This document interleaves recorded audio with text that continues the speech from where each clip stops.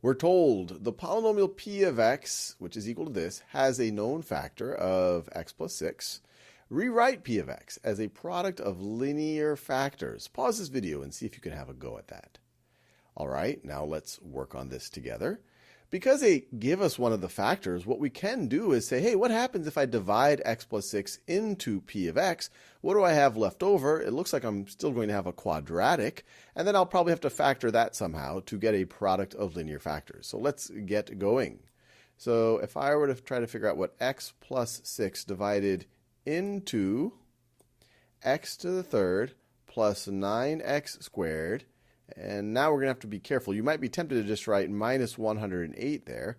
But then this gets tricky because you have your third degree column, your second degree column. You need your first degree column, but you just put your 0th degree, your constant column here.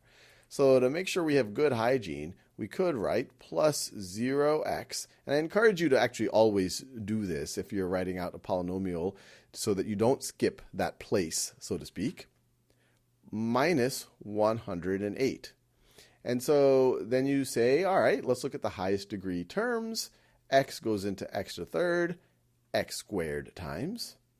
X squared times 6 is 6x squared. X squared times x is x to the third. We want to subtract. We've done this multiple times, so I'm going a little bit faster than normal. Those cancel out. 9x squared minus 6x squared is 3x squared. Bring down that 0x.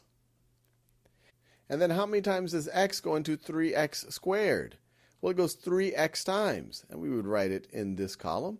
And notice, if we didn't keep this column for our first degree terms, we'd be kind of confused where to write that 3x right about now. And so 3x plus times 6, I should say, is 18x. 3x times x is 3x squared. We want to subtract what we have in that, I guess that color is mauve, light purple, not sure. And so we get 3x squareds cancel out, and then 0x minus 18x is negative 18x.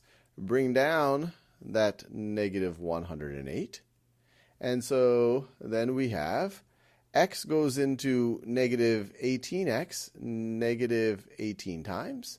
Negative 18 times 6 is negative 108.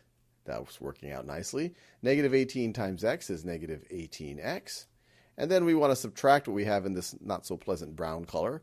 And so I will multiply them both by negative. And so I am left with 0. Everything just cancels out.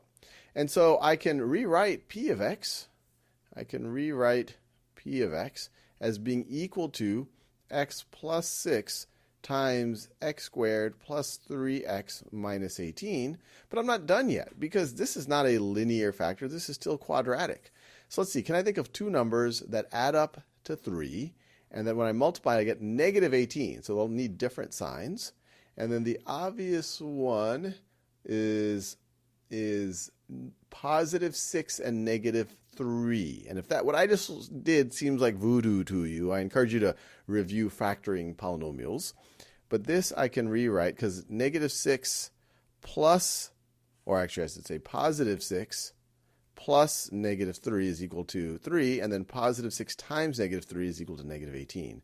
So I can rewrite this as x plus 6 times x plus 6 times x minus 3. And so there we have it. We have a product of linear factors, and we are done.